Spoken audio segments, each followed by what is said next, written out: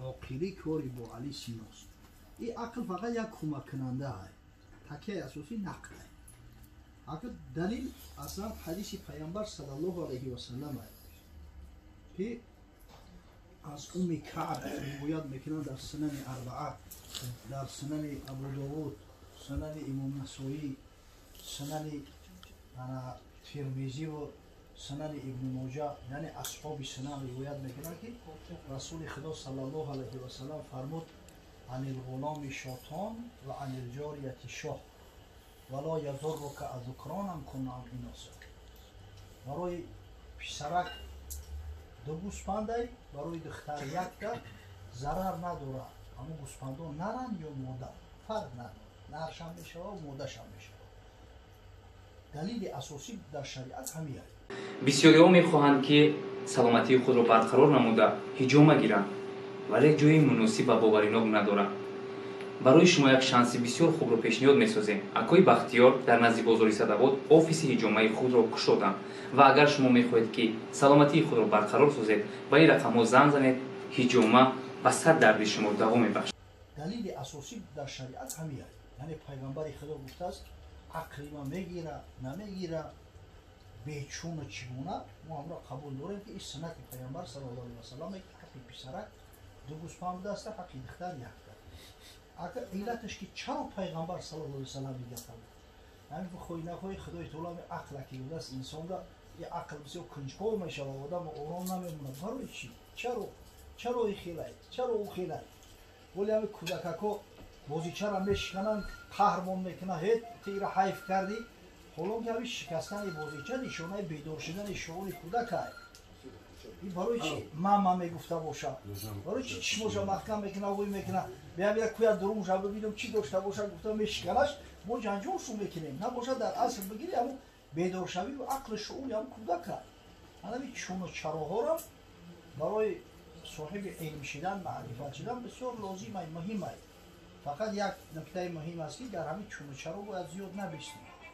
زیرا این شک شبه خوفناک است خطرناک است. پیدا کشید یگان کس بپرس از یگان عالم فاسالوا اهل الذکر ان کنتم لا تعلمون. چیزی را نمیدونی از اهل علم سوال کنی از علما و همون شک شبهه را رفع کن. برای که در همون شک شبهه زیاد موندن خوف داره. این چون و چرا یک بگیم که یک پریپراو است یک پریپراو است ای طرف و اون طرف گذشتن در بول پریپراو زیاد ایستادی خوفی اون میشود که یگان سیل میوید یگان موج میوید پخشت میکنه میره زودتر باید همین را بگذارید. خب علما میگن که دلیل عقلیش یعنی حکمت اون که پیغمبر صلی الله علیه و سلم در پسر دو گوسفند گفته است در دختر یک گوسفند در او است که پسر خوشنودی و خرسندیش بیشتر از زیادتر است. لا عقل برای مسلمانان اگر در دنیا ولی امروز موافق آمار 1.5 میلیارد میگن نه که علما علما و مستفیدین میگن که 1.5 میلیارد خیلی زیاد چیه دیگه 1.5 میلیاردی شماره اصلی 20 بود آخرای اصلی 20 ولی ممکن 2 میلیارد هم شده باشه مسلمان پسرا 2 میلیارد مسلمان ای 2 میلیارد ممکن که صدها میلیون اویله باشه یگان اویله مسلمان نیست که آرزوی پسر دار شدن نداشته باشه. غیر مسلمان ها در قصه پسر نیستن. نمی اروسا را ببین میگه نوی و نخرین با زپای میره و گمش که هیچ کار نمیجاید دختر بهتره یو چی دوچ میگن چمسین همه که مسلمان میدونه که پسر دوام دهنده کار شد پسر زنده دارنده نام شد پسر سبب آبرو و عزتش در دنیا و آخرت میتونه باشه. برای سعی میکنن که فرزند پسر داشته باشه. باور کنه اویلوی را میزنو که 7 دختر زایده زنش 7 دختر زنک یا غیرتی دیگه که یکی همیش بچه میشه ای خانواد خودت غیرت که برای دمش بگه باید تاییگم میخوای ایوش خدای طولو پسرت بتا ندم یک بلای دیگه که هم یک بچه حق شوه با جولت خلاص نه که اگر همیش 3 بچه بزویا میگن زنک خدم بگی یعنی که حقیقتا فرزند پسر یک چه بگم آخی درجه و منزلتش در اویله اسلامی بلندتر است. خدا رحمت کنه مولانا عبدالرحمن جامی را دختر داشت پسر نداشت سن سالش کلان شد باور کنه علم خطی بیان نیایش به درگاه خدا فرزند طلب میکنه تعجب میکنه اگر پیش دختر داشت فرزندی نرینه که نداشت حضرت آرزو میکرده است نمو نظمی که چور مصرعش متاسفانه در ادبیات میورن دیگرش هم میورن اما از دوستان سلمان و ابسال مولانا عبدالرحمن جامی است هیچ نعمت بهتر از فرزند نیست جز به جان فرزند رو پیوند نیست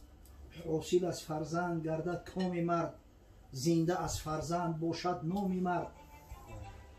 دواموش نگفتی اگر سبحان الله دست تو گیرد اگر افتیزی پای تو باشد اگر مونی بجای میگه حضرت این فرزند عصاکشت میشوه وقتی که ای پو زدی عصاکشت میشه تایکش نمیگیره پوهات میشوه حرکت کرده که نتونستی بچه های بناموس فرزنده را سر یرقه میکنن میبرن میورن به حجت خونه را در دیها دمی چیز بسیار به چشم میخورن میگه که پشتی تو از پشتیش گردد قوی عمرت از دیدار او یابد نوی همین فرزند اگر فرزندی بناموس باشه خنتی پدرای غیرتی پدرای شجاعتی پدرای همون مسافدایی که بارزگم بزنن که در محفل و معرکه ببینید فرزندای به غیرت دارن ای روی فرزندو میپرن اگر او بیچاره را دیگه عرش رفت از جرش مونده است ایدستی چیکار میوید میگه فرزندای به غیرت بناموس که دارن همونطوری بارزگم میزنن فرزندی خوب باشه پدر هر وقت میبینش یک حیاتی نو میوه لذت میبره راحت میکنه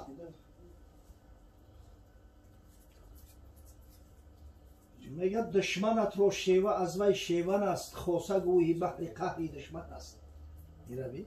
نظمی دروز نوشته از حضرت پیش خدا التجا و التماس زیاد کرد آخران امر در همون پیران سالی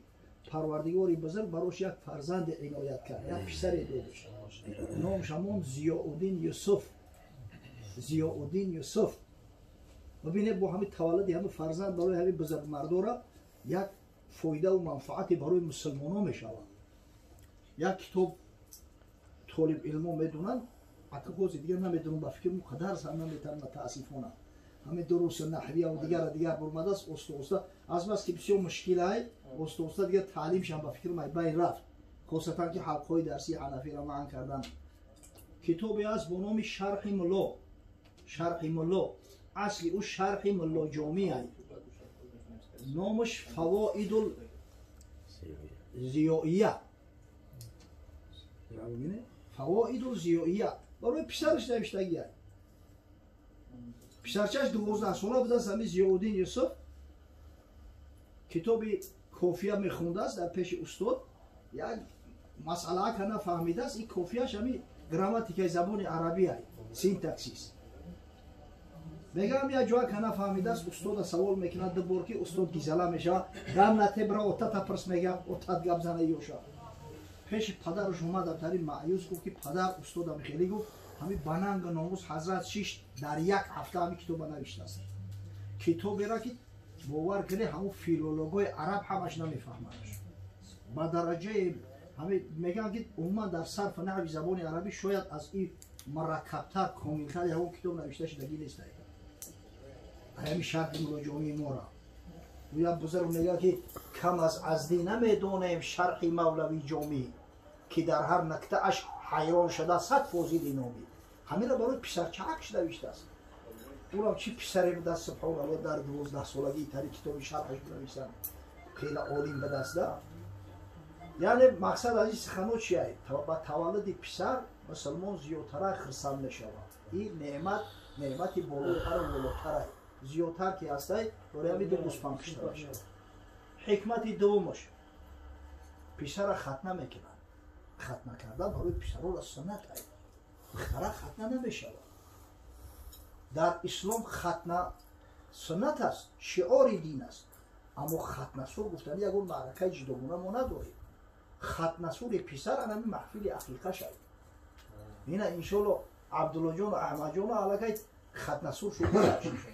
که دیگه پدر بخواهد هر چی تیزتر همون بهتر میتونه که دستشون حلال کنه ختنه شو کنه